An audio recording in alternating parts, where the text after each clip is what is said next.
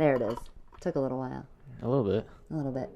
Hello, welcome to A Jar of Salsa for the Casual Academic. This is Christina. Catherine cannot be with us today. She is with us in spirit and in questions because she has provided some for our lovely guest, Dave Veloso, who is here on the podcast today. Hi, Dave. What's up? Thanks for coming in. This is where I live. Well, thanks for letting us come to your house. Dave filled in. He did us a solid. He filled in last minute. We had a situation, and as we told you in our last episode, Katie will be on in April. Dave is filling in for our March episode, and he is going to fill us in on all about the things of coding and language. Right, Dave? Yeah, all about the things, English teacher. All the things. It's fine.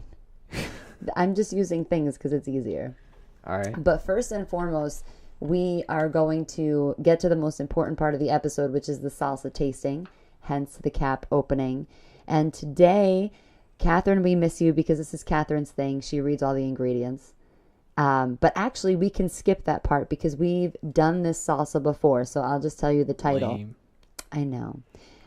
It is the chunky salsa, the mild version of Tostitos. It still has the same tomatoes, onions, jalapenos, and red onions and garlic on the cover as last time. Still the same ingredients. We are also using a repeat of, because they are my favorite chip. Like, if you're going to get a chip, you got to get the scoops. I mean, if you got to get a chip, you got to make your own chips. Well, yeah, but we didn't have time to do that. We saw a thing yesterday. We did. Where a guy made his own chips, so now I'm obsessed. Well, he didn't. He just, like, bought tortillas. He didn't actually. And you deep fried them, but they look good. They so did. Stop shitting on my dream. All right, fine. So, but we do have some new things today. We are going to, I already tried them, but Dave is going to try them for the first time ever on our podcast, right? I guess. Unless you lied to me. It's not. Okay. It's not like the stupid hot wing in the wing joint. It is just Doritos Blaze that we have here. Yeah. And Dave, I bet you underestimated that. To literally, I know I didn't actually. They were a little spicy. To literally and figuratively spice up our episode, we have Dave, and Dave brought his favorite hot sauce to add to our mild lives and salsa. I don't know about favorite, but it's definitely the best. Which is a crazy thing to say. If it's your favorite, usually you would think it's the best. I love it. So tell us what it is. It's that. Oh, what's the other sauce they make? Sriracha. It's that sriracha brand with the chicken or rooster on the front. I'm not even going to try to pronounce the name, but it's their chili garlic sauce. Why don't you spell their name? There's accented letters that I don't know what to call them. So it's I could give it a shot. Give it a shot. It's going to be extremely poor. We need it for our tens of viewers. They need to know. Should I be very racist or should I be just normal? I think you should be normal. Tong Ot Toi Vietnam. That's probably wrong. I don't care. But realistically, this is their chili garlic sauce, but it's not like a squirty sauce. It's kind of like a spread sauce. So it's really chunky. It's kind of the shit you see at the Thai place in the little jar, and they say like it's really spicy, but it's really not. But it is. But it's very tasty. I knew you were going to use the word tasty. It is. It's garlic and chili, so it's rocking. I don't know if I mean, there's nothing really. I don't know if you want to go over the ingredients. I could read to you what it says in the back. It says great for stir frying or ready to use with any food. Spice up your pasta, meats, sauces, or even pizza! ! You just put this shit on everything. Yeah, but like not any food. I feel like I'm not gonna put that on my ice cream. No shit, Sherlock. I'm just saying they this isn't for dessert. It's not like, hey, spice up your dessert. No, it's just. I'm gonna rate their description a 5 out of 10 for overgeneralizing. No, they don't say in everything. They say spice up your pasta, meats, sauces, or even pizza. But what do they say before that? Oh, true. They say any food. That's the one. That's it. It is great for stir frying. All right, well, let's give it a shot. This shit is nearly done. That's how much I've eaten it. I don't care. You just slammed it on the table. Hey, how about you speaking to the mic? You just slammed it on the table. All right, so do you want to put some of that in here or like in the cap, and then we can like mix? How do you? Well, if you want to be cool, you're gonna put this in the blaze. Yeah, well, that's like the ultimate thing here. That's how you really. All right, so let's. You got to get closer. No. You hear me now? Yeah. All right, good. No salsa. We're just gonna dip a chip in straight up hot sauce. No, I gotta do the salsa thing. Okay. Right?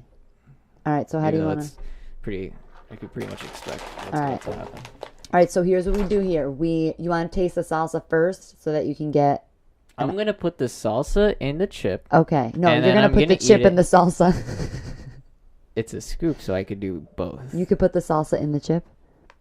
On the chip. Yeah. All right. She's just gonna judge me for the whole episode, but I'm gonna do that, and it's not a big deal. It's out of love, though. Yeah, we'll see. And I'm gonna step away from him, like, because I like people and their ears. All right, so while this is happening, there's some sensations going on in your mouth, really let the salsa sit on your tongue. What are some of the flavors that you're experiencing right now? Yo, it's your generic ass salsa. It's got tomatoes, like salt, but that's probably from the chip.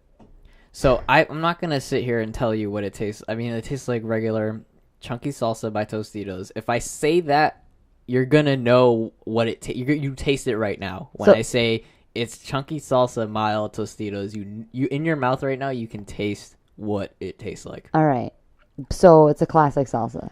It's like a classic. It's with bigger tomato bits. It's fun for the whole family, I think. I might be. I mean, you might need a bigger jar if you have a big family. Well, you could spice it up, but like for people like spice it up. Yeah, for like people who like can't handle spice because they're pansies, like this is perfect for them. I mean, I feel like you're being very cocky on what spice you can handle. No, I can't. I think I can handle more than I can, but that's because I'm comfortable crying in public. When my face goes bright red and I just start tearing up from the salsa. But like I can I'm okay with the fact that I'm gonna look like an asshole. Okay. Well, to your point, yes, I guess if you have, it's fun for the 7-year-olds and the 60-year-olds who both can't handle extremely spicy foods because of bathrooms. Because of bathrooms. All right, so are you gonna try this with the spicy sauce? I'm gonna try what with the spicy sauce? The salsa and with the sauce, salsa and sauce on the chip. Is that what's so you want me to put the salsa and the sauce on the chip? Yeah, so it's like a spicier salsa. Bro. That's what I'm gonna do. That sounds like a terrible idea. Why is that a terrible idea? Because then you don't get all the flavor of the regular spice. You're just mixing shit up and hoping for the best. No, fuck that. This shit is meant for I don't think one, this is. one type. So for those of you, because we can't see anything, he's taking the hot sauce and just like plopping a whole bunch of hot sauce, no salsa, on this is a chip. Mistake. This guy's an animal. No, I feel like. Let's calm down. All right, this is animalistic. I feel like. Yeah, chew really close to the mic. Mm-hmm. Now that's a salsa. That's sauce. That's a hot sauce. Oh my god, it's hot. Well, I don't know what you were. My face immediately. Is bright red. Yeah, I'm tearing up, but it's so good. It's because like it has like the garlic. It has like garlic chunks. You literally see the seeds of the chili. You see the chunks of the chili. Oh my god! Inside the sauce. If you look really hard into the seeds, you can find fear itself. Yeah, and I fucking just... I love it. It tastes so good, but it's like... that taste comes with, like, mouth sacrifice and, like, stomach sacrifice. But it's really good. So, and I don't know if... I haven't really... I think this is kind of something you just see at like, Thai restaurants. I'm gonna do what he just did. Yeah, but you gotta put more than that. That's, like, half the chip that's covered. about what I put. All right. So, like, that's... it's weird... I found this in like a crazy farm Asian like grocery store. Oh god. Holy shit. Yeah, I know. Oh my god. It like surprises you. You're like, "Oh, this is now I get why you said what you said. Like now that's a salsa." And then like there's immediate regret after that statement because I thought it. And then all of a sudden you just get hit, like punched in the face. With flavor. I know. There's lots of flavor in there. There's also... You could taste like the vinegar. That's what I was going to say. There's a lot of vinegar. The garlic and it's not just tomatoes and onions All right, I'm gonna in a paste. I'm gonna mix. I'm gonna do a little bit of salsa. Good luck, because there's not. As I was saying, like I found this in the Chinese or Asian I'm sorry, I interrupted grocery you. store, but I've never seen it anywhere else, or I haven't really looked for it. But it's just like it's what you. I guess it's what restaurants get for. It's something you'd see at like Restaurant Depot. It's like an exclusive restaurant item that's not open to like public. They're really good together. Try them together. No, I don't want No? to do that. You know me. All right. Well, the ultimate. I'm gonna no. This is the ultimate. He's now gonna take the Doritos I Blaze. said fuck that immediately. I'm not doing that shit. Oh, I'm I thought you were. gonna have the Blaze Dorito. Oh wait, no, you gotta get a good one. That one doesn't have a lot of stuff on it.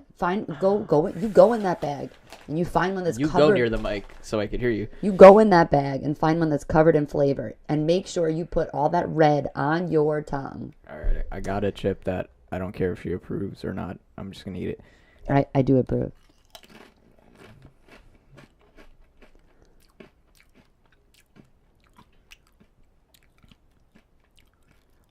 That's baby food.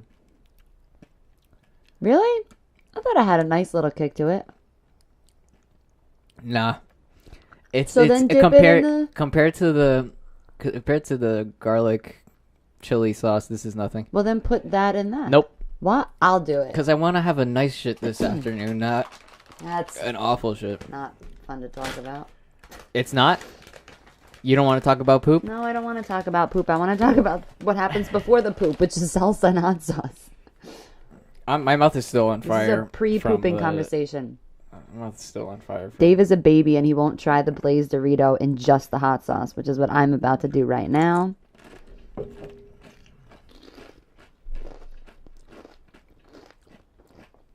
My name's Christina. I'll do anything for fame. You shut your mouth. That's pretty good. That is. I don't really like, cause like My bad. we're here to try the salsas, and like the plain chip with the salsa really lets you taste everything. I just got chipwrecked. But I'm just gonna keep that moving.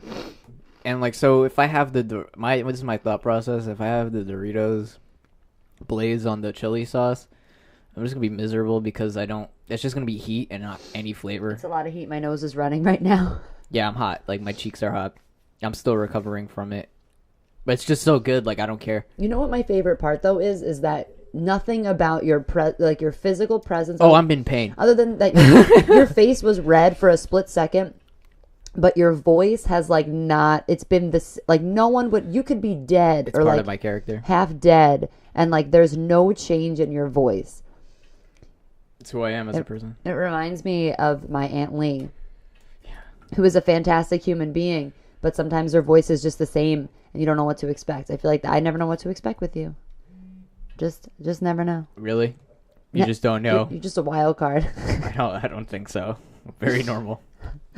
All right, so we've tried all the salsas. We're gonna rate this as a classic salsa, This is not the most exciting salsa you had. but I feel like you need to try it. That's been the best salsa you had. This is a sauce. It is a chili garlic sauce. It is but not it's the a salsa. same shit. It's like taking the the chili and making a salsa out of the chili like you're supposed to instead of some tomato situation. I feel like this is a lie. I'm a little disappointed that this is what you brought as your offering. Excuse me. I called and texted you several times with options, and you were like, "Bring whatever you want." I'm home. Well, you know me. I like crazy stuff. That's why I figured you could make it crazy, but you did it. You just had them not making separately. it crazy. You got to get the actual flavor of that salsa anyway. We've mixed hot sauces and salsas before. It's been a pretty decent experience. No, I've never done that. Oh. Oh, you guys. Catherine and I have, yes. That's and what you meant to say. It's been wild and crazy. It's just normal. Just normal and normal. Right, so Dave highly recommends this chili garlic sauce that is, Probably because I brought it in. yeah, and we're happy that he did. Aw. Yeah, because you're adding some flavor to our show, my friend, and we thank you for that. Yeah, I am. Because you got your bland salsa here, and I had to spice things up a bit. Tostitos, we love you, and if you still want to sponsor us, we're not going to say no. That's how we're leaving that. Yeah, you're not sponsoring me though. But our show. No, I know. Just tone it down on Tostitos. Half of the products we have here are Tostitos. Shouts out to Tostitos. Yes, that's it. Or shouts out to Try it again. Trying Toi Vietnam.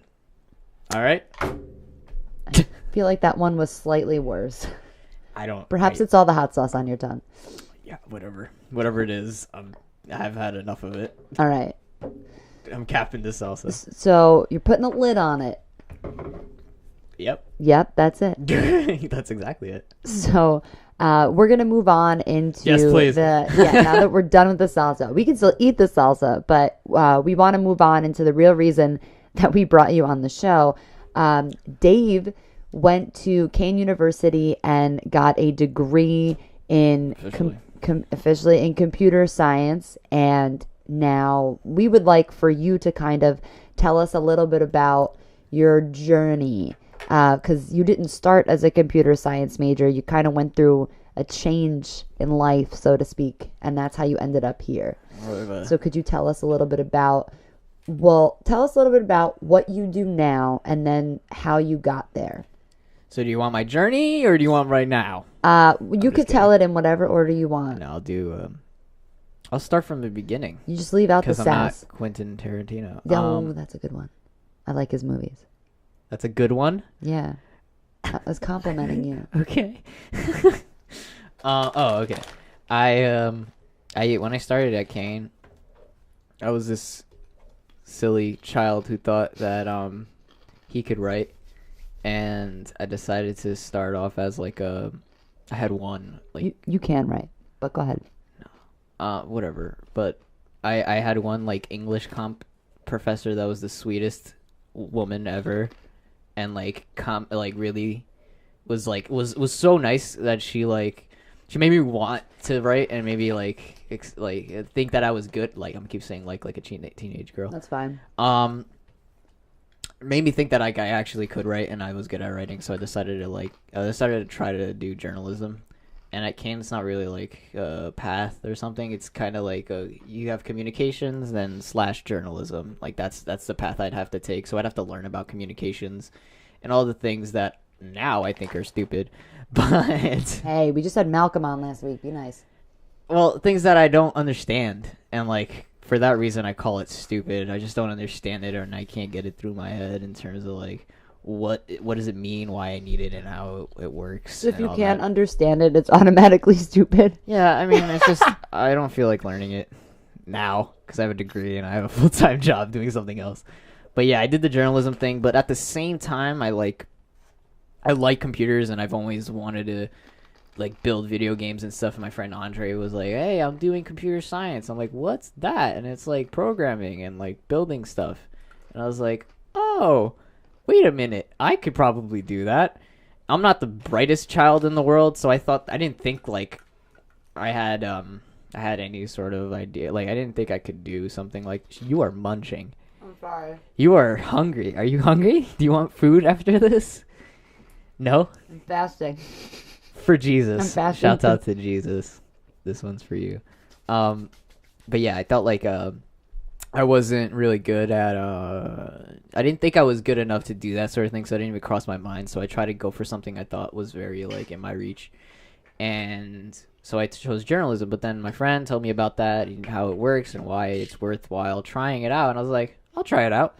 So the same semester I took the first semester, don't quote me on this. This is just for storytelling purposes. It's on the record, but we'll just say it's off the record so that it's not official. So yeah, it doesn't. To me, it's officially not official. It's just the first semester was just a gen sort of thing, gen classes, and the second semester I took a photography bullshit class, and at the same time I took journalism and intro to computer science. Making this long story longer, at that point it was great because I got to try it out both sides and see what I liked, and computer science was really hard at the beginning. That first class was really, really tough for me. And the journalism class was easy. So I was kind of convincing myself that yeah, I guess I'll just get into journalism. I'll write for the this is my 18-year-old brain thinking, yeah, I'll just write for PC Gamer and Game Informer, and it's exactly what I want to do with my life, so that's fine. And it is. I would love to do that, but it's not like the chances of me graduating from Kane University and getting a degree in journalism and getting that job is insane, low, insanely low. And it's not. I wasn't thinking that then, but whatever. I was just trying to like follow my dreams and my passions and all that. So at the same time, Don't be shitting on passions. Huh? Don't be shitting on passions. I mean, I'm not shitting on passions. It's just that, like, I found something that was better, which was computer science. And what it is, like, computer science is one of those things that, like, if you're weak in the, like, in your head and you think that you suck and you can't, like, get past it and you can't, like, work hard enough to get better at something, you won't survive in computer science. You have to like to fail and, like, learn from failure. And like, and the feeling of succeeding after failing consistently is what I got addicted to, and that's what I love about computer science, and that's why I decided to get rid of journalism. Journalism had too many like I didn't like it. I didn't feel like I could be. I enjoyed writing. You have your like the news story, and then you have your like what's the like creative piece sort of that you write, like a poetry? No, it's also like you would see it in a newspaper, but it's more like comics. Forget it. It doesn't matter. You have like your news story, and then you have like a piece that's written more like colorfully, like it's a piece on somebody's life or something like that, or whatever. Those were really fun to write. But like again, the chances of me getting that job where I would do that sort of thing is just so low. So I decided, enough of this. Well, it is a competitive field. I know, and that's why I started not to like it as much. And it's not because of the job thing, where computer science you would get more jobs. I started like that less, and I started liking computer science more. But yeah, so, and that's where I started like sticking to it, because I just started. I would build my little programs for like my intro class, and then I would have like this euphoria of like finally getting it after just I couldn't even. For you computer nerds out there possibly listening, I couldn't write the main method. I didn't know how to write the main method for like a Java class. And that's something I didn't understand what I was doing. And it was just like that sort of thing is so simple, and so it's just syntax. It's just basic writing. It's just a basic thing that most programming programs just generate for you. I didn't understand, and I couldn't write it. I went from that to be able to like fully like just every time I'd get an assignment, like killing it and doing it easily. And that's the fun part about it, is just constantly. That's what I got addicted to, just like failing and then thinking like I can't do this. Wait a minute, what if I do it like this? And then passing it and getting high off of that. So I chose that field, and I kind of kept going through it, and it was really tough, but I managed to do it through help of like students and internships and all that. And one of the things about computer science in any field is if you have an internship, or if you have a background in it, and if you actually do the work that you're gonna do while you're studying it, you actually become better at it. You become a better programmer, better developer. And so I had an internship. Should I say the place that I had the internship? It's up to you. You can, if you want to say them, you're welcome to. If not, you can just talk about what you did. Yeah, I'm not going to say the name just so people don't find me. I'm just kidding. We've already said your first and last name and where I went to school, and that you're a graduate of Kane University. Yeah. We're about to give them your social security. Please don't do that. I don't think you know that. I don't know it. I don't know yours, so that's all good. Why would you know mine? I don't need to know that. Yeah. So I had an internship somewhere, and it doesn't really matter. I was a Java web application developer, which is really old school for like 2012, I think it was, maybe more. What was it? 2015, 16, something like that. 2016 was when it. Oh, you're getting the spicy? No, I need the pen. Oh, you need the pen? Yeah. Okay. So yeah, it was like it doesn't matter the year. I think it was very recent, and I was learning like servlets and stuff. To you computer nerds, that's very like low tech, or not as whatever. This doesn't matter. But I was learning this like lower level thing, and it was extremely detailed, and like you had to going through this process and like how it works in the field and how you're supposed to build stuff was very like eye-opening. And like after having this internship, I kind of became better at programming at my job, and school was a piece of cake because I got the hardest thing ever. I was thrown into a project without having any idea how to program in this web application environment, and I went in there and I did it, and I learned just by myself because my coworkers didn't care about me too much. But that's another. It's a very good thing you didn't say the name of the company, because that would be awkward to say that and then say that. Okay. So then tell us briefly about the last internship, if you want. Or I mean, it's up to you. I have a question. I'd like to backtrack this a little bit. Okay. Because you said that your first experience with the computer science happened when you switched over from journalism. But I know that we've had conversations in the past where you've talked about building being your inspiration, more specifically Legos. I mean, that's probably like the thing that happened in my childhood that like, like got me liking to build. I had a lot of Legos when I was young, and I built a lot of things off of Legos, but it's kind of like the seeing where it starts and like just slowly putting things on top of it until it becomes a thing, which is building. Literally, that's probably the definition of building. That's the sort of thing I got addicted to when it comes to computer science and like Legos and stuff like that. That building aspect with Legos and stuff when I was a kid probably like cemented the idea that like I need to be doing something with my hands. I need to be building something. I need to, even though programming isn't with your hands, I need to be building. I need to be engaging in that like activity of creating something, and that's kind of. It's like I think of it as kind of like a new age carpenter in a way, or like the carpenter of the internet. That's interesting. In a way, because that's what my dad does, but which is probably another thing why it comes so naturally to me, because my dad does this actual carpentry. So like that sort of mindset is also engraved in me, and like it comes kind of naturally to me when it comes to building stuff, and why. Like, foundations are important and all that. Like that, the same things that translated to carpentry kind of translate into development and stuff like that. So, to come to your point, it's not just Legos. It's kind of like a mixture of like what I grew up with in terms of my parents and in terms of like the toys I got to play with. It was the funnest toys I had were the ones I actually built. So the most fun. I don't care. I'm just saying. Look at me not care. I know. Even though this is about language. we're getting there. So before we move into that aspect of it, surprise.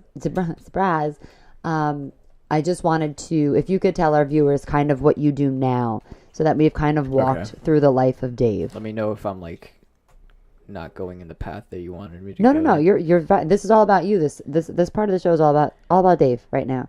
So if you could you don't have to mention the company, but if you want to talk about what you do now, so that we can kind of see your journey in Quentin Tarantino style anyway.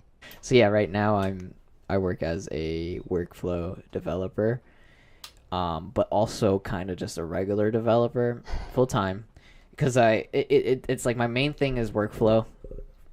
I don't want to explain what that is. It doesn't matter. It has to do with files. Thank you. You're welcome. I know things that I know. It doesn't really matter. Or at least that's what I tell my students. Sorry, go ahead. I'm kind of like the guy. My company, we have a lot of early talent. Like that's what they call us, and it's like kids straight out of college who get trained by people who have been there for a really long time to do the job, so that when they kind of go away, they'll have mid-level employees that are decent, and that's kind of their idea, is to hire consultants to build the early talent so they can have a strong force later on, which is, I say that because it's pretty cool. It's a pretty cool idea, and not a lot of companies do that. But because of because of the way that they structure it, they have to like the training is intense, sort of. It's not intense. It's just kind of like the training is more emphasized here for us. We have to like. It's not like boot camp or anything. It's just like we have to be very well rounded. So I am a workflow developer by name, by I guess paycheck, or by government standards. I am a software developer by government standards, but I do workflow. But I'm kind of the guy that like goes. My boss has a thing that needs to be done in code. Send Dave out to do it. It's not high level. Let's send Dave out to do it. Add it to his tasks. And that's kind of what I end up doing. But then if there's like a thing workflow related, workflow is a type of application. So if there's a workflow thing related, that's me, and I work with somebody else that does the same thing. But that person is strictly workflow, while I'm workflow, but also thrown into a bunch of little projects here and there that kind of have nothing to do with workflow. Just so I guess I could be well-rounded enough to be placed anywhere. I think that happens at a lot of jobs, though, where we end up with doing projects that are not part of our main job, but we do them anyway because we are team players. It depends on the team, depends on the job, and depends on like what you got to do. But yeah, I mean, it all depends on the situation. As a developer, I would be as a like hardcore real ass developer, I would be strictly coding additions to the project. I would add things to the project with my code. While this, I'm doing a little coding, doing a little of that, a little of this, to just support the team that I'm in, because I work for the team builds applications for employees as opposed to applications for clients. So like regular people, that's the people who. So I make those applications that employees use, like attendance sheets, and that's the best example is like an attendance sheet, or that's the best one I can think of right now. Okay. So my point is like because of that, we have a lot of like third-party applications that we have to support. Mainly, it's a lot of support. A lot of like, this thing doesn't work. Help me fix it. Help me. And it's like, just restart your thing. You'll be all right, and it works. That's always the go-to. Have you turned it off and turned it back on again? Yep, that's the joke. So if you're okay, I'm gonna move into Catherine's. I'm okay. Okay. As long as you're okay.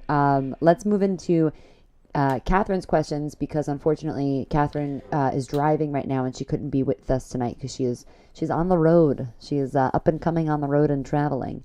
So I guess. Yeah, that's how I'm gonna I don't know, leave it. So cool. The first question that she had, and I wrote them out verbatim. So she said, so as far as I know, syntax is very important in computer coding. Like words, letters, and numbers you use have to be in a very specific order, otherwise the program won't work. How do you feel that compares to languages like English? Well, see, it's just straight up grammar, grammar, spelling. That's what it is. The syntax is both the way you spell it and the order in which you put the word. So, like, I can't have the name of in certain languages, I can't have the name of the variable first and then the type of the variable next. Like, it's the type of the variable and then the variable name. So, if I have, this might be too technical for this sort of podcast, but go for it. If I had a variable that was just named A, if I had variable A and it's a type of an integer, so it's a number type. So A is a number type. I either write it, if the way the language is written, the way the language accepts it, the syntax of the language is A number. So that's how I would write it. I'd write it A and then integer. Literally, word for word, A integer. Okay. And that would mean that A is an integer, right? Yes. And then in some languages, not really. This is just for explanation purposes. But and in other languages, it's integer a. So that's a lot easier to understand. But depending on the language interprets and understands one way of doing it. And in one language, a integer is not proper and it doesn't know what it means. It needs to. You haven't declared that variable before. You haven't said anything. So when you bring up a randomly before this is way too technical. Before the number, the data type, then you end up having like a big. It's not going to work. You can't. The computer doesn't understand that language anymore. So I feel like and. For well, I don't think any of you know, but for those of you who don't know, Dave is also fluent in Portuguese. So Surprise. To piggyback off of this question, do you think it's more relatable? Because now I'm thinking of like, I know nothing about Portuguese, but I remember learning. Here she goes, comparing it to Spanish. Yeah, no, I was going to compare English to Spanish actually, but when I learned Spanish, But Portuguese reminded her of Spanish. No, that's not it. But it's it's one of the love languages of love. I don't think Spanish is a love language. Yeah, yes, it's Spanish, Italian, Portuguese, Latin, and France, and France, the whole country, and French. Those are they all derive from Latin. So the idea of when you transition from one language into another, in terms of languages that we speak, when you do English, when you do the English, you can do it. I believe it. It's just, you put the adjective before what you're describing. Yeah, and it's but like in Spanish, blue it's lake, the opposite. lake blue. Yeah. So would that be like? That's kind of what I'm a saying comparison. Here. Okay. So it's kind of. I mean, like this is me saying that like blue lake makes sense in English. But Lake Blue doesn't make sense in English because English understands that I guess I don't know shit about grammar and like whatever it's called, but it doesn't work. It doesn't compute. You can't have the adjective before or after the noun or whatever. Not unless there's like some extreme explanation there. You know better than me, but my point is that the rules of English are written so that it doesn't make sense when you say blue lake blue. So it's kind of the same thing. Like Java only understands the data type first, then the variable. Okay. So integer a, Java understands that. A integer, Java's looking for a being declared somewhere else, and it doesn't work because a is not declared anywhere else, and a bunch of other rules make this not work because the declaration came afterwards, so it was looking for a declaration before it so that it could identify it. It was looking for a somewhere else. Okay. If a, you can draw it out. I can't be too. I don't want to be too. Drawing it out doesn't really. I mean, it would, but not the point. The fact that if a appears, right, Java's looking for a somewhere else being declared somewhere else, and if it's not, then it throws an error. It says this isn't declared. Right. This isn't syntax as much as it's If I get this wrong, people are gonna get so mad. But this is not like a. This is an error that's more of like. This is like a processing error. This is an error that's not really language and syntax wise. This is an error in another way, because a is spelled correctly. A is assumed to be a variable, but that variable hasn't been declared yet, so we don't know what A is. So this is wrong. This is the best way. Right, because it doesn't make... So then you would agree in the comparison of like how we take English to Spanish and then from one coding language to another, how it depends on the order. It depends on how the language understands it. Okay. So, again, that's just one very tiny example of syntax not being compared to in English, I guess, if that was the question. I probably butchered that. Yeah, no, we're good. We're on track. I wanted to compare it to something so that like me as a person can understand, and then also people outside of computer science could have something to relate to. Yeah, that's so all.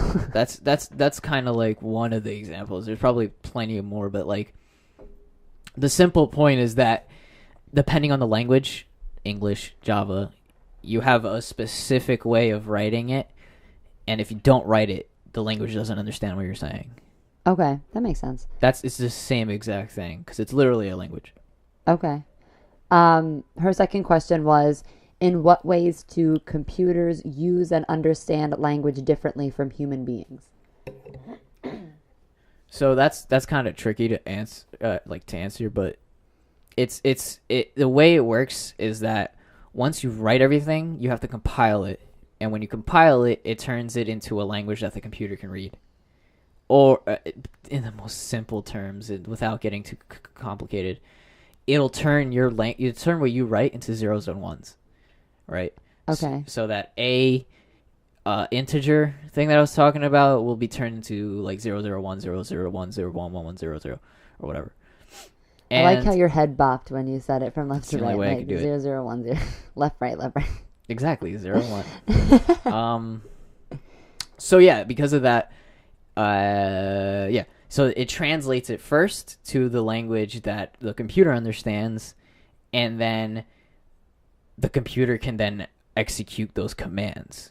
So I guess this might be crazy, and I promise I'm not on anything. No, it's okay. We're all crazy on the show. But the way it works is kind of like, okay, so when somebody says something to you, you're not like, the way your brain the way your brain would work is that they say something to you, then in your brain kind of like takes what you say and then pops a picture in your head about what that is physically. So if I say salsa, my brain doesn't just have the word salsa in it, because that doesn't mean anything to me. You know, when I think of salsa, when I say salsa, it's not just the word salsa that appears. That doesn't mean anything.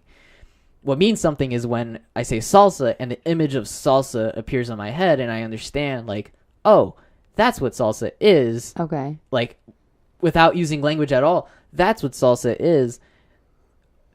Now I know what you mean. I point at the salsa. Like, that's what you're talking about. That's kind of how it works.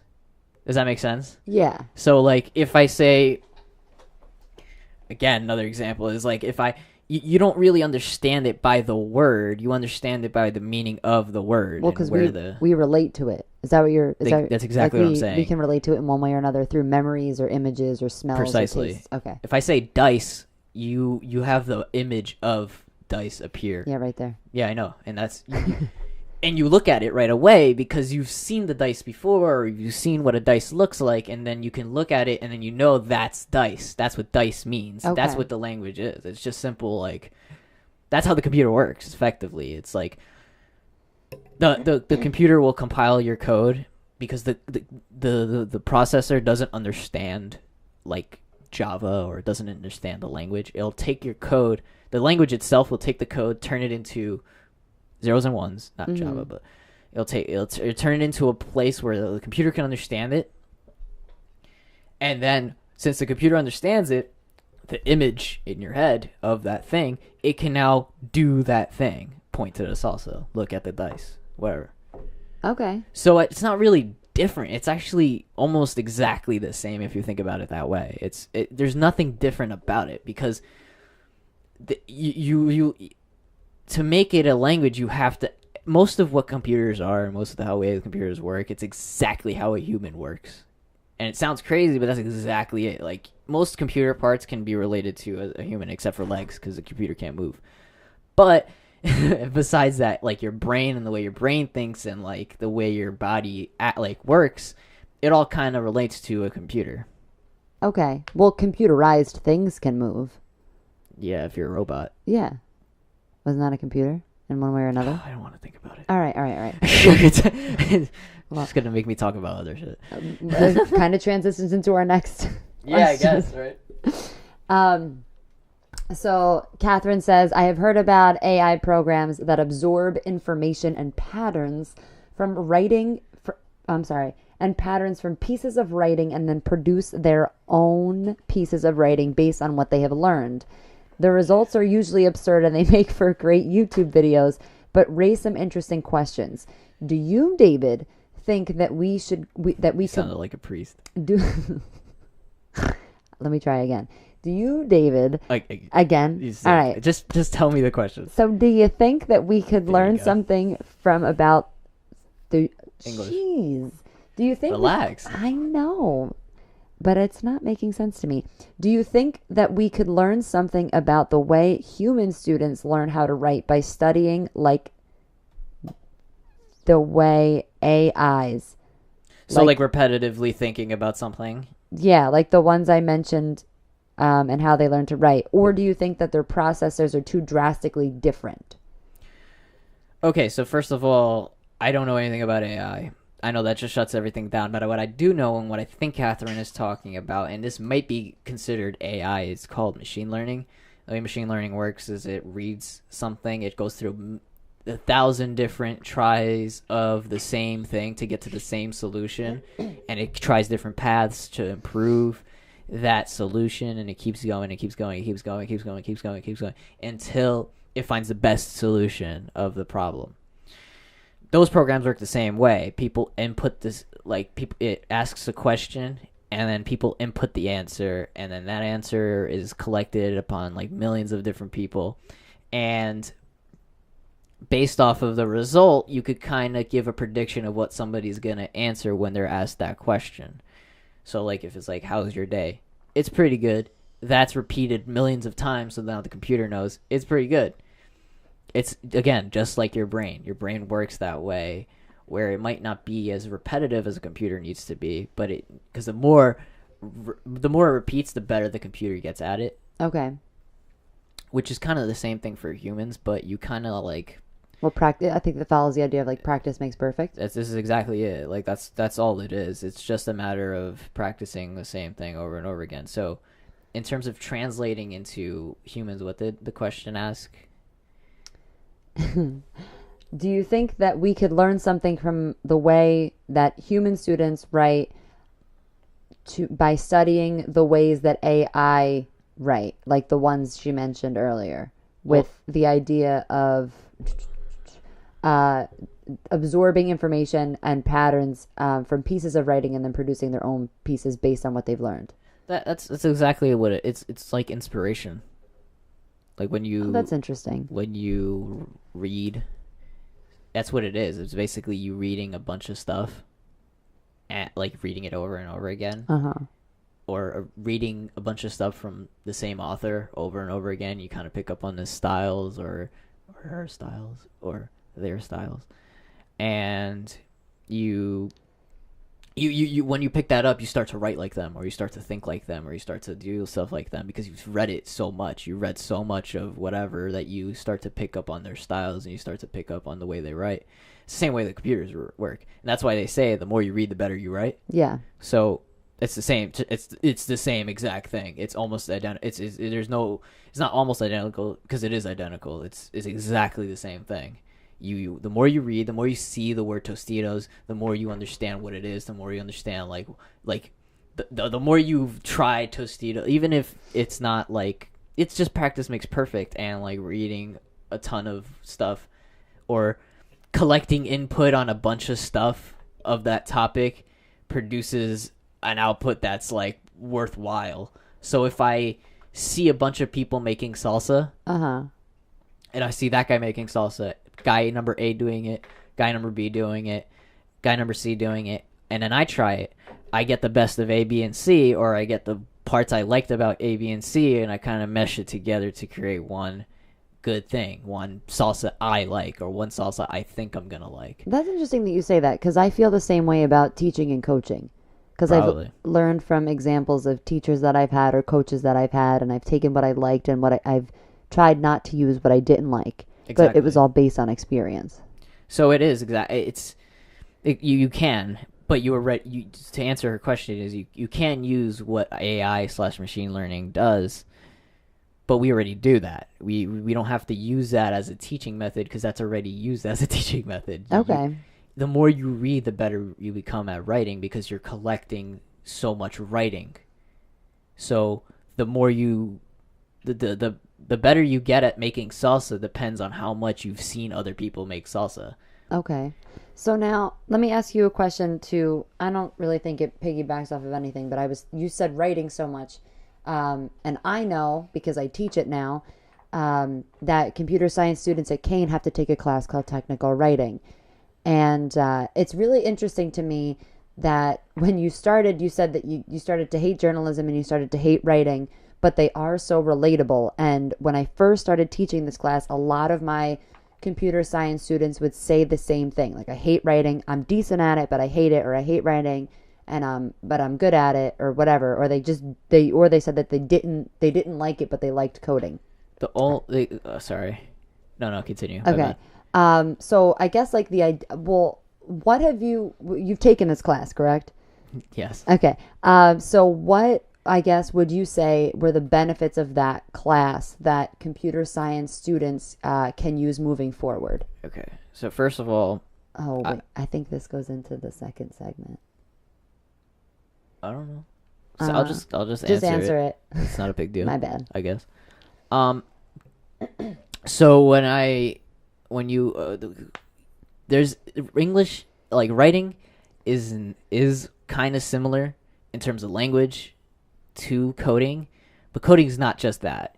Coding is logic, processing, and planning, and creating something, and like planning that creation and doing it. It's not just the language, and that's the part you like the most. It's the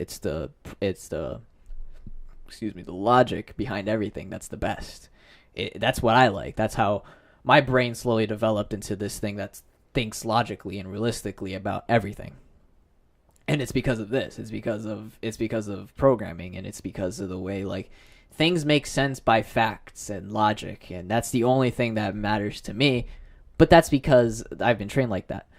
And my point is that it's not exactly like language, and that's why we don't like writing, because writing misses that. Although kind of has that, it misses that sort of that logical progression of tasks. Like, I do this, and then I take the input of that, and I put that into, like, that sort of thing is not present in English in a way that I can see it being present in English, but it's not as present in a satisfying factor for me to compare it to English. That's why you see a lot of students that go to your class and they say, like, I don't really like writing. It's because but I like coding and I don't like writing. I'm good at it, but I don't like it. It's because they're going after this sort of feeling of processes.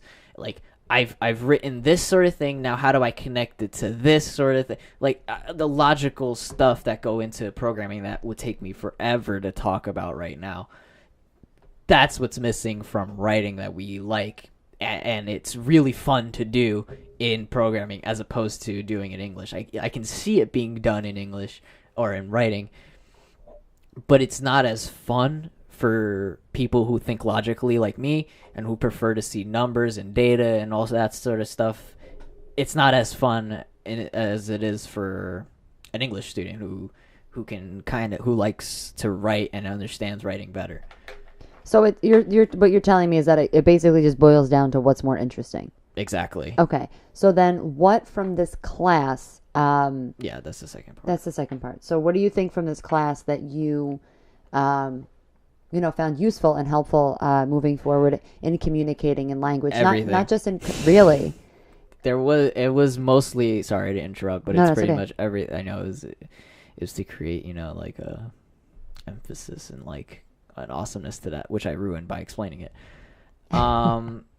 Yeah, but it's important. It's a really important class. I can talk about the conspiracy behind that class, but I'd rather not. But but it's a really good class for computer science students, because there's two assignments that I really like two or three assignments that I really enjoyed doing, and that's the resume assignment and the instruction sheet assignment. This is what I had to do. This is probably not what you had to teach, but I'm gonna go by off my experience. Go for it, because it makes sense. My students are going into it now. So the biggest one was the resume one was pretty obvious. Like, you need a resume for a job, so make a resume. That's why I liked it. But the instruction guide is supremely important, because in your job you have to document. And in your job, you have, like, as a developer, you need to tell people looking. Are you good? Mm-hmm. I'm gonna start coughing. Continue. She ate a chip and now she's dying. The hot one in the back of my throat. No, let's look at you and laugh at you. No, nobody laugh. You say it in the same tone. It's not even funny. Okay, oh God. Okay. It's Good Friday. Fine. I don't know if God has the time for you right now. He's too busy being dead. All right, go ahead. God? Well, yeah, it's after 3 p.m. on Good Friday. He's definitely dead. Who, God? Yes. God is dead. Jesus is dead. Continue. No, I thought you turned into like a punk real quick. Yeah, so in your job, you're going to need to document. And in your job, you're going to have to say, like, this is what I did. I did it like this, and this. Sort of. You're going to need to do that in your code. But you're also going to, like, recently, I had to do an instruction sheet. Just the same way as I had to do for this, this project, I guess you call it. This assignment. Yes. But you need to, like, there's going to be so many times where you need to explain to people how it works, why it works this way, and there are usually people who aren't technical and don't know anything about computers, so you can't tell people, like, I created an if statement and made some whatever condition that really nobody cares. They just care about how it works, and you need to explain these things, this is another good topic to talk about, I guess. You need to explain things in a non-technical, non-logical, well, kind of logical, but you need to explain it in a non-technical way to somebody who's not technical, who is paid more than you and is waiting for you to tell them what it does.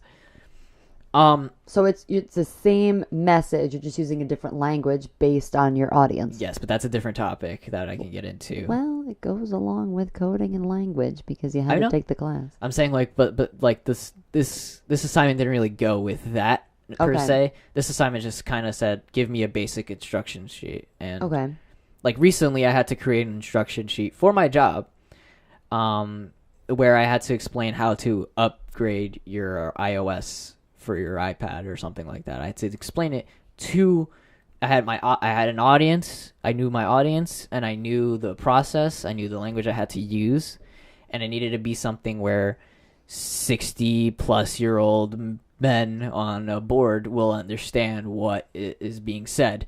So I couldn't say technical things even remotely. Even saying operating system in my letter, in my instruction sheet, is a mistake because they don't know what the hell that is. So they're not going to, like, they're going to get mad at me for explaining it that way because they just don't understand what that is. So this class kind of told you how to just say it bluntly, say what it is, just be simple about it and explain it to somebody like they're 5. And that's so important in business because as a developer, we're surrounded by technical people, but this is now, I guess, segueing into the other topic that I was saying.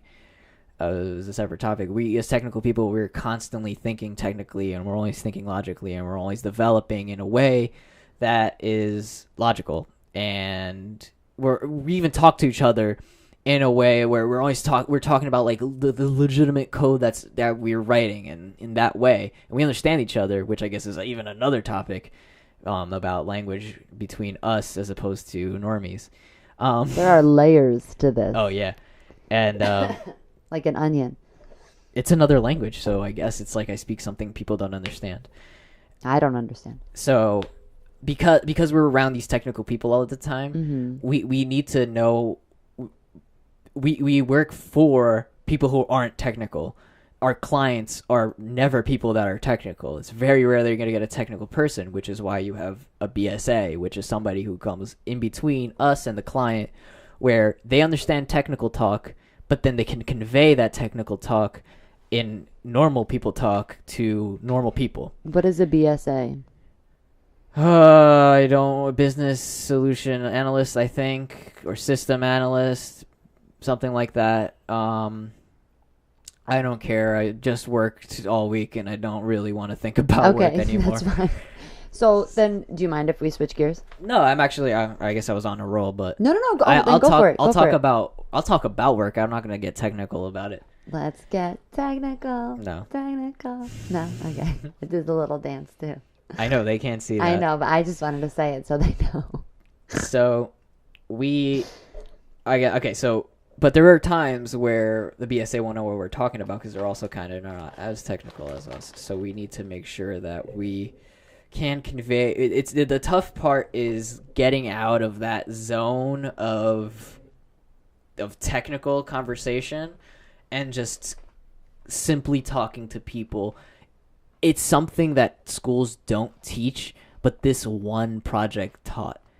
And that's what's weird. It's just this is something that's stupid important in computer science, and nobody. I had one project where I had to do this. Two projects, sorry, actually, two projects where I had to do this, and it's so hard to do because you're constantly being taught, and your job depends on you being technical. But when it comes to explaining something to somebody who isn't, it's It's very difficult. Would you compare this? Dave used to work in the writing center with Catherine and myself and Malcolm and everybody we've had on the show. I guess I left that detail out. So, do you compare this when you have to explain to people that came in the writing center? Now, I know this, but I want to hear it from your standpoint. When you have to explain to people that come in the writing center in a way, like, do you feel like you have to switch your language around because what's logical to you might not be logical or understandable to somebody else? Working at the writing center was really hard. Cause not hard, but like, I'm not gonna sit here and be a victim, but it's like it's not easy because of the way. Cause I started off the writing center when I was thinking about journalism, so I really liked to write, and I was writing a lot, not writing a lot, but I was writing more than I am now, and just for fun too, because I really liked it. And I didn't really like it, but I liked it enough where I wanted to do it. I keep contradicting myself. Whatever, I don't care. It's fine.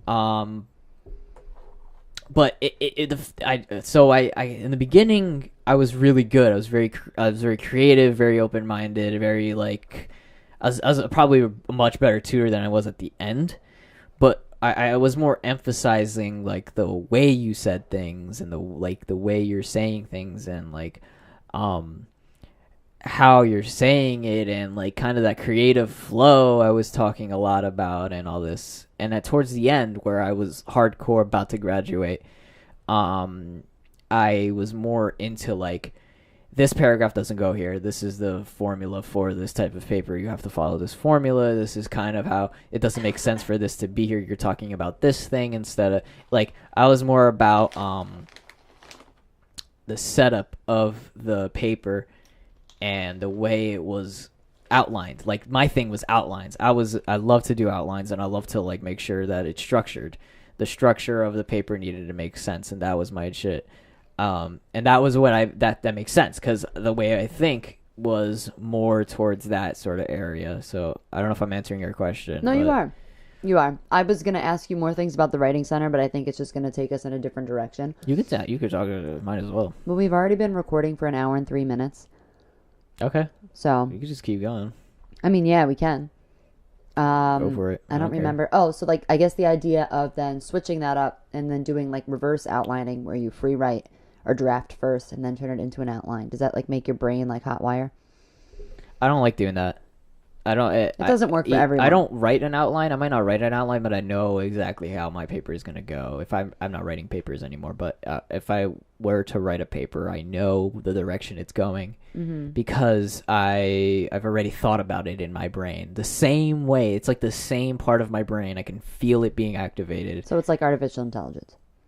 Oh, what? Isn't that... Wait, didn't I go back to that question? No. Where you, like salsa, where you can see it in your brain and you can feel it that way? This is a different type of feeling in the brain. Yeah, no, like okay. I can feel the same part of my brain that I feel when I'm planning how to develop something. Okay. Is the same part of the brain I feel being activated when I plan on like creating an outline for my project or I create when I start writing my paper. I know exactly what this paragraph is going to talk about, how it's going to segue into this paragraph. That's all I care about. All right. So what's this paragraph about?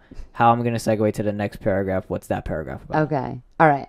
That makes sense. All right. Because that's how code is. It's exactly how you would it's exactly how you plan developing anything. All right. That makes sense. It's different than the salsa part of the brain.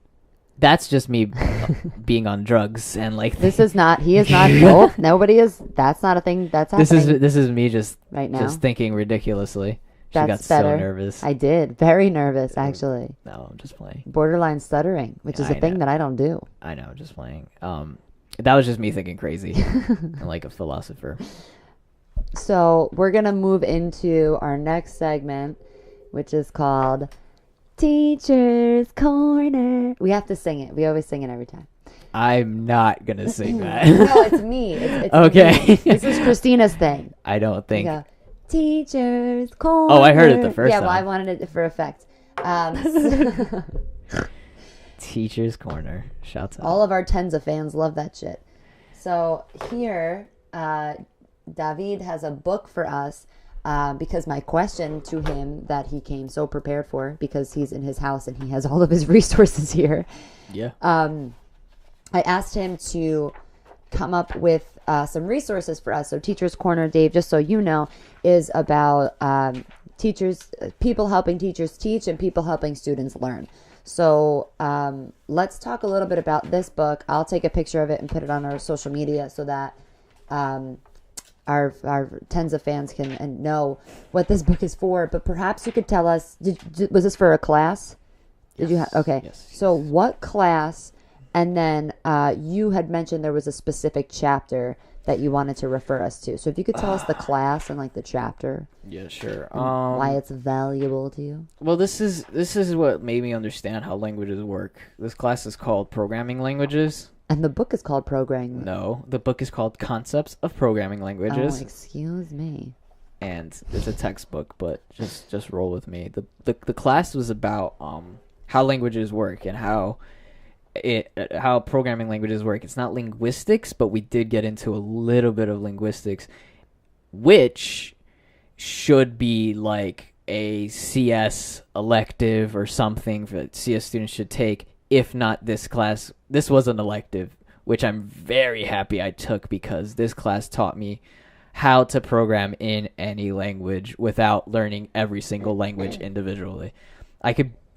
This is going to sound cocky, but I could pick up a language. I mean, most developers can do this, but I could do it like pretty young, I guess. So I'm just going to try to have. So he's just a little bit better than the rest of you. No, I'm saying like I could do it young because I had a class that taught me how to do it. He's more advanced in his. Not really. I suck. Okay. No, so like it teaches you exactly how the language gets broken down and how it exactly like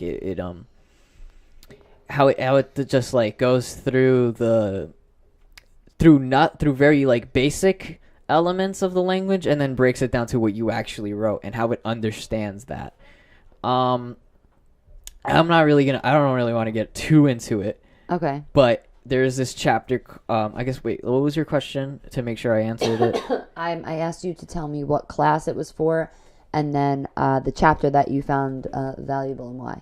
Okay. So yeah, this was for my programming languages class, and the chapter is chapter 3, and it's called Describing Syntax and Semantics, and this is all about like grammar trees and but in language. So you would see like you would see some kind of, there would be a grammar created. This is actually extreme. I find this really fun to look at because it's kind of like, so what happens is they'll give you a little, like in the book they'll give you a little like a little toolbox of like what everything means and how everything is broken down.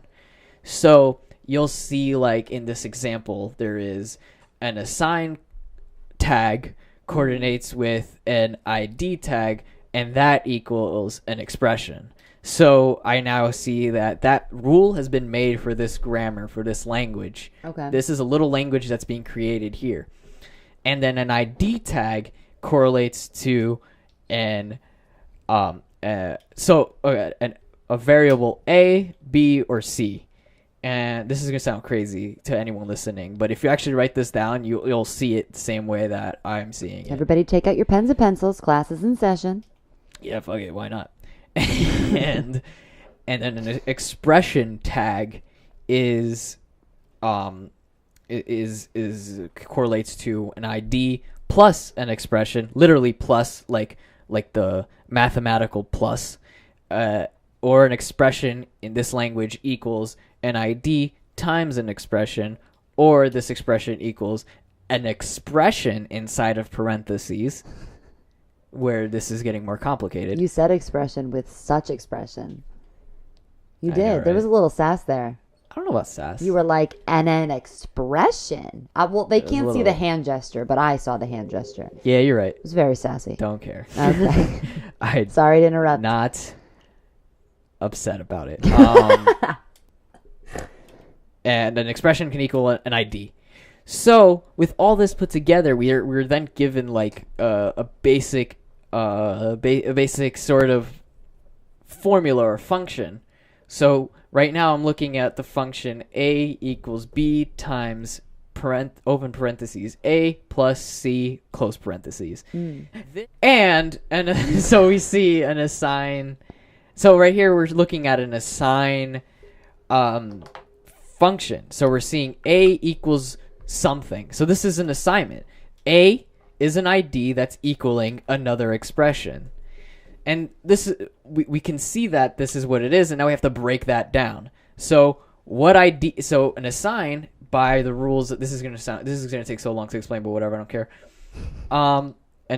As we see in the rules, an assign equals an ID equaling an expression.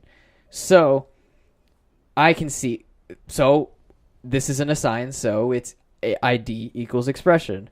So what IDs are in one? What on one side of the formula? What's the ID? If the formula is A equals B times A plus C, what's the ID on the one side? You're asking me? Yeah. I can't see it. Well, I told you. Okay. Look at the rules there. Oh God. This is gonna be fun. Don't worry. All right. Teacher's corner. Yeah, but not putting me in the corner. Nobody. You're the teacher. Nobody puts teacher in the corner. All right. What am I on? Page 117 or 116? The one on your right. The one on my right. We Am could I- edit this out. Am I looking? crazy. Am I looking at this example? Yeah. Example. Where it says example is Where's the it? rule. Assign. The rule is the example. All right. So, assign equals ID equals Expression. expression. Okay. So then you see the. Do you see the full formula? It's A equals B times A plus C. A is the assign. Right. This is an assign. This is an assign tag because it's ID equals expression. Right, but A is that. No, Oh. the whole formula is that. The whole thing is an assignment. This is assigning this value to A. The whole thing. So A. Because there's nothing on this side of the equal sign. So I just assumed that when the equals moved over that A is the thing. Look at the formula. It says am. A equals B times. So that means that A Uh-huh. is equaling. It has the same value Uh-huh. as B times A plus C. So this is A is being assigned the same value as the other shit on the right. Okay. So because of that, we know that this function that we're seeing up top is an assignment.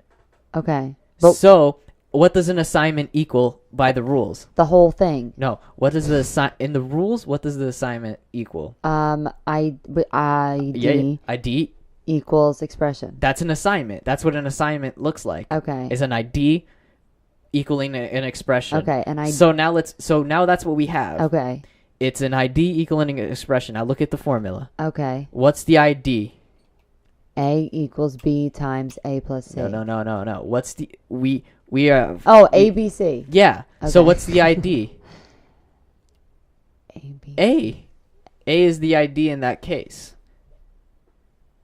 Okay. Because it's oh well that makes sense because it's under ID. I always thought I would enjoy math because it had letters in it and I don't. No. This isn't really I thought math. it would This be is like linguistics. English math. The point of all this not. is this is how languages are created. Okay.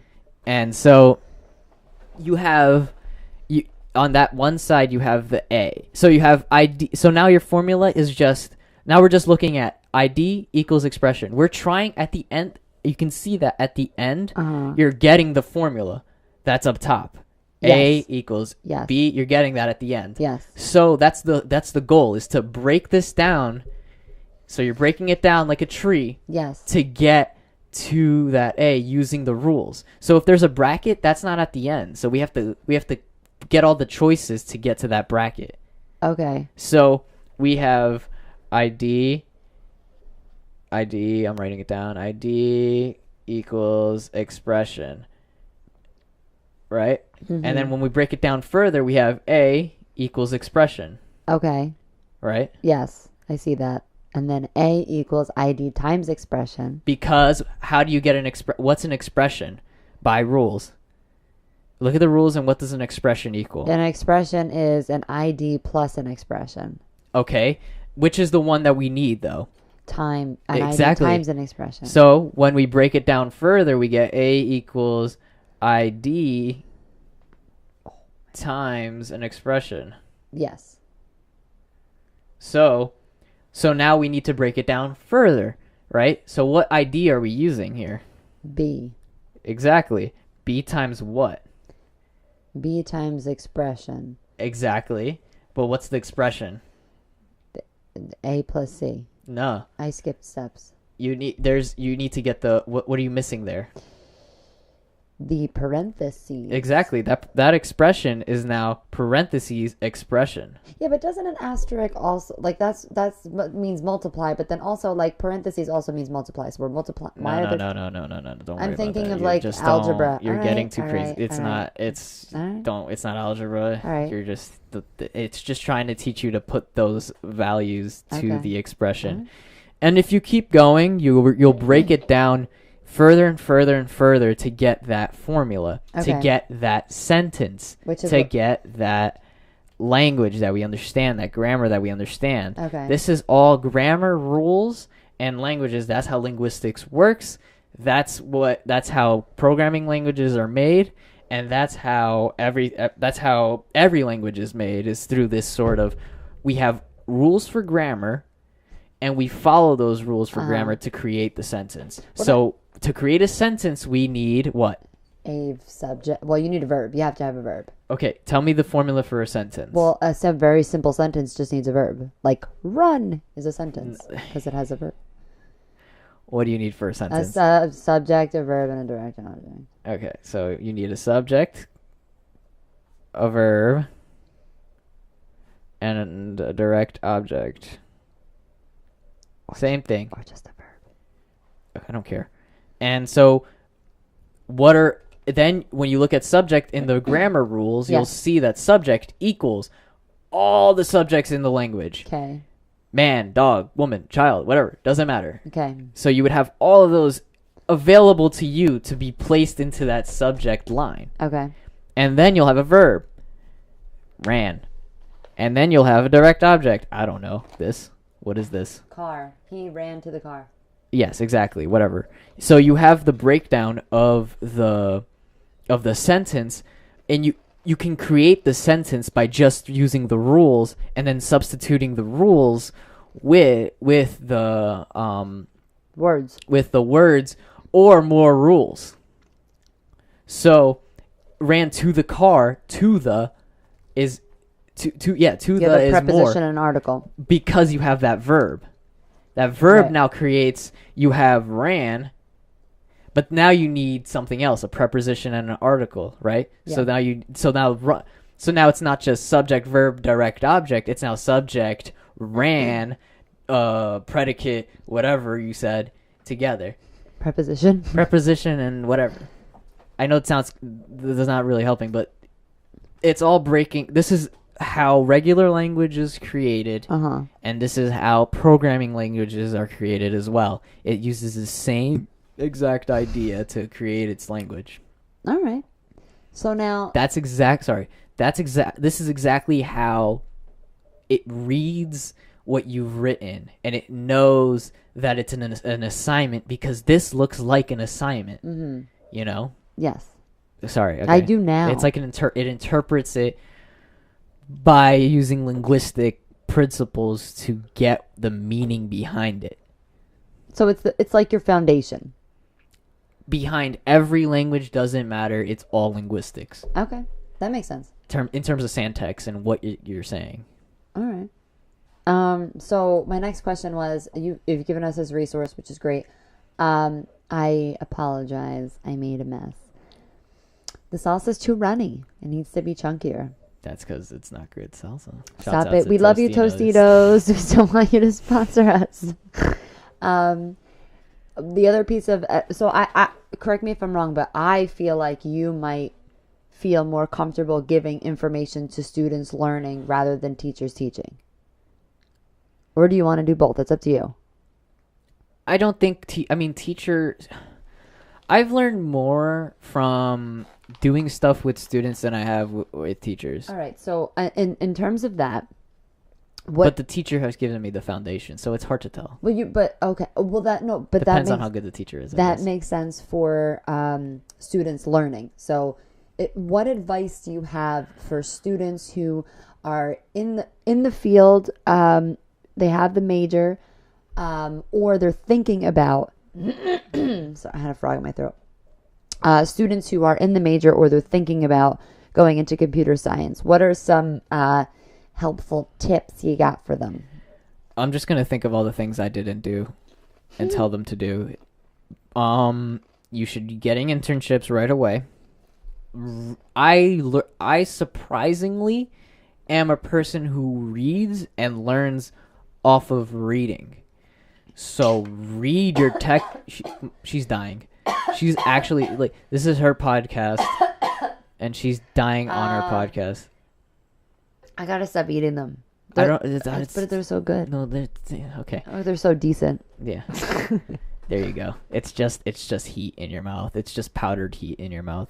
It's heat and nothing vinegar. Like my chili garlic sauce. Shouts out to Tang Out Thai Vietnam. Shouts out. It gets worse the more you say it. I don't care. Yeah, but you want to find the way you know how to learn, and you like to learn. And you have to find it fast. You have to. I figured out that I like to read programming books and all that other stuff. I like to read it, and I like to take it in that way. Take notes. I like to read, take notes, do what it tells me to do. Read, do it. Read, do it. That sort of thing. Mm-hmm. I like doing that, and that's always much. Learning like that, I find, is better for me. But you might like to see a visual, or you might like seeing people do it for you, or you might find it, I don't know, an audio book. I thought you were gonna stop right there. Sorry, I don't want to get into it. Okay. You made a giant pause, and I was like, "What?" See people do it. How is that gonna help? It could. No, continue. No, you don't want to talk. I don't want to talk about it after the podcast. Okay. But yeah, find the way you like to learn and abuse the shit out of it. Make sure you're doing it all the time. You're in college, you're never going to do this. That's the problem, because you're too young, or that's a different topic for another day. And you'll probably regret it, but later, that's how you learn. You need to figure out how you learn and do it and do it and do it and do it and bang it into your head. The other thing is, go to your hackathons. If your school has a hackathon, make sure you do it, and you're there, and you're programming, and you're grinding, and you want to kill yourself afterwards. It's all important, because you learn so much from doing it over and over and over again for different ideas. If you have an idea for something, just do it. Even if you don't know how to do it, just do it. Ask somebody who knows a little more than you to help you with it, and they're gonna help you with it, because they need to do it just as much as you do if they're in college. If you're the guy that knows a lot, the important thing is to not be a douchebag and not help people and act like you want to help people, because the most annoying thing that I've ever seen is somebody offering their help to me and just being like annoyed that they have to help me. What's the point? Don't do it then if you don't want to help me. But that's literally how we all get better, because the way I learn, on top of like reading and note taking and all that, is by saying some stupid shit and having somebody correct me on that, and I never have to say, and I know that how stupid I sound, and I never ever suggest it again. I find that very helpful, because somebody's helping me correct myself. Now, on top of all the hackathons and all that stuff and studying and all that, make sure you're doing it for the right reason. Make sure you're doing it because you enjoy it. If you don't like it, if you're just doing it for the money, you're not going to survive data structures and algorithms. If you do survive it and you're just naturally kind of good at it, but you don't like it, I don't know what to tell you because I'm not a guidance counselor, but it's probably not a good move that you stick to it. There's probably something in the field for you that isn't development, isn't software engineering, that you might like BSAs and all that. And for that, I tell you to do internships as soon as you hit college. You want to do an internship and you want to test you want to test the water in every sort of aspect of computer science. The problem with schools nowadays is that they don't tell you the options that you have out there in the field. I only found out about BSAs and data analysts and all this other stuff later in my career because nobody told me anything. I just wanted to develop, and I strictly just want a development job, but I didn't get to test any other positions. While you're in college, the best thing you can do is try to get internships in multiple parts of the field in different areas: database administrator, developer, BSA, data analyst. I think you'll find out what you like and then what you don't like. That's the only way you can do it. I only did one internship, which I regret, and I did it my last semester of college, and it was for a newspaper, and I loved the people I worked with, and I liked the experience, but I know that I don't want to work in newspapers.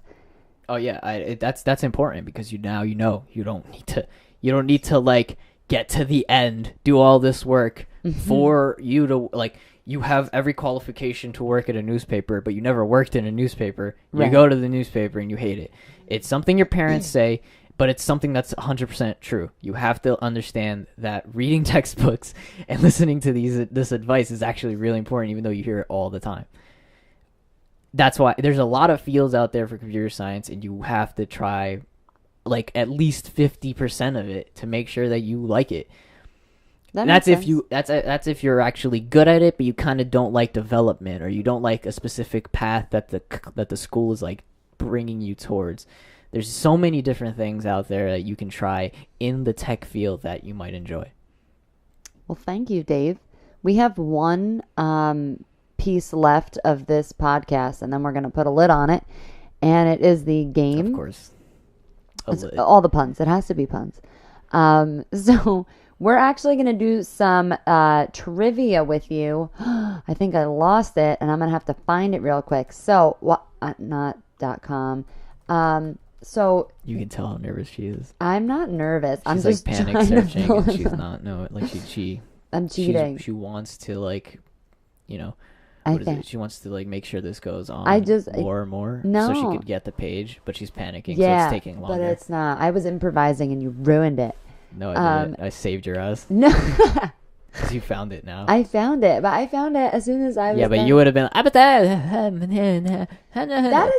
is rude and not how I sound. You're in my house. I resemble that.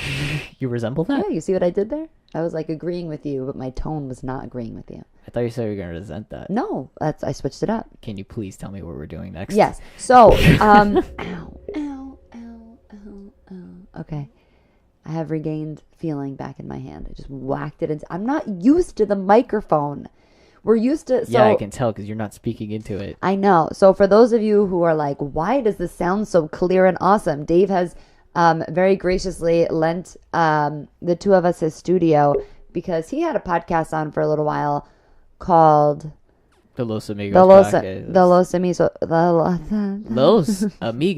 podcast. Yes, and it was a great success.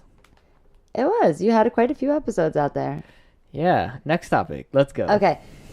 He's actually keep Dave in the loop because he's coming out with a new one soon, and we'll have more information. We'll have more information about it when it's officially out there. And I said AJOS will fill you in. So, Dave, the last thing that we're gonna do, we always do a variety show game, and you told us that you were an Xbox boy. So we have some Xbox trivia for you.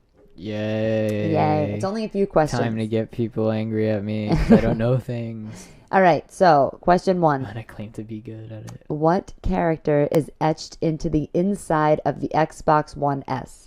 Okay, so these questions are I'm gonna weird. butcher these names complete. I'm sure I am, because I was a Nintendo girl. As long as you don't say Master Chef. Master Chief, There you go.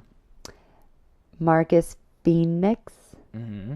Nathan Drake, Okay. Conker, Conker. Half those people are not. Okay, so here's the thing. I was an Xbox fanboy up until, like, I actually liked video games. And so I became a PC guy. But, so, like, this whole, like, Xbox One S question, she's dying again. Go on with the show. Go on with the show. The host is dying, and she wants me to keep going. I don't know what's happening. All right, so continue. So, yeah, I this new age stuff that these kids are playing nowadays, I don't know too much about, but I know that it's going to be Master Chief on that. All right. I'm going to hit continue. It didn't tell me if I was right. Well, find out next episode. Oh, you're right. You're right. You got it right. Wow. Surprise. We've earned 1 point so far. This is meaningless. Number 2. These points. What is these points are everything. Don't you dare. All right, How I guess. dare you? Okay. What is the name of the short-lived online game show on the Xbox 360? 1 versus 100. Okay. That was the last option. Didn't even get to read the options. You were It was a very right. good time in my life. 2 points. You could win free games if you got to the end. True story. I hope I don't butcher any of these names. This is so bad. Which of the following games launched on the original Xbox? Oddworld, Call of Duty, Gears of War, SSX Tricky. Oddworld.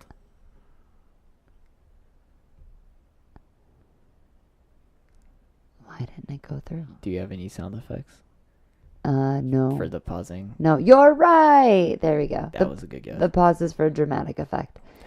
It just shows that this BuzzFeed quiz, that's what it is. Probably. It is not BuzzFeed. Oh, no? No. Oh. Which Shouts out to BuzzFeed. Which of the following franchises is an Xbox exclusive? Call of Duty, Mass Effect, Uncharted, Gears of War.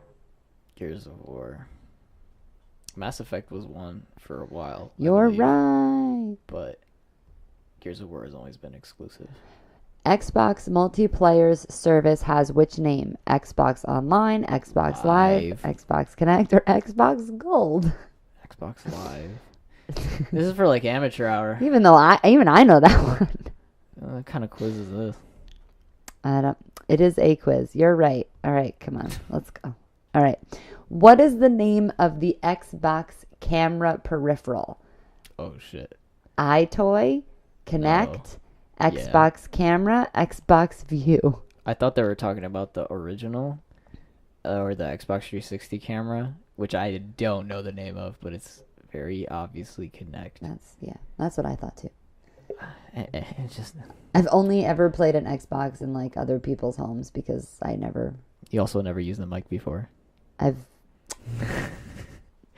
She's talking above the mic, so like the mic can pick it up, but you have to talk at the mic, or else the mic's not going to pick it up. You could clearly tell who knows what they're doing. I've done too many because I clearly have the clearest voice. No, and she just doesn't. I've done too many. First of all, I'm an expressive person, and I move around a lot. You just don't know what you're doing. And I'm moving around right now. And no, I've been to so many open mics where you talk like all the way up here because you don't want to like be like boom, boom, like in somebody's face. She's like depending on the echo of the room to project the voice back into the mic. That's what Which is terrible because the echo in this room sucks. It's anyway, then the next question.